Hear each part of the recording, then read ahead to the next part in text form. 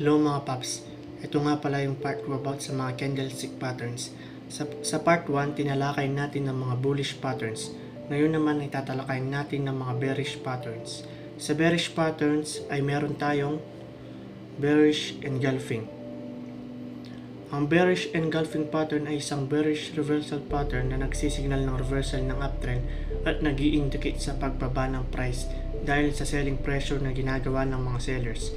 Pag lumitaw ito sa uptrend, para ma-confirm na talagang bababa na ang price, wait mo yung price na i-break yung low ng red candle at dun ka na pwede mag-entry.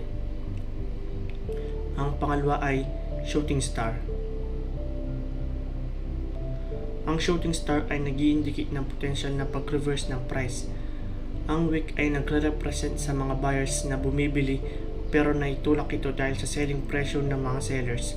Mas mahaba ang wick, ang ibig sabihin nun ay mas malakas ang mga sellers at mas malaki yung posibilidad na bumaba ang price. Ang pangatlo ay dark cloud cover. Ang dark cloud cover ay isang bearish candlestick pattern na nag-form at the end of an uptrend at nag-i-indicate na pagkaina ng mga buyers. Ang pattern na ito ay binubuo ng up candle sunod ng down candle. At yun lamang po, maraming salamat sa panonood.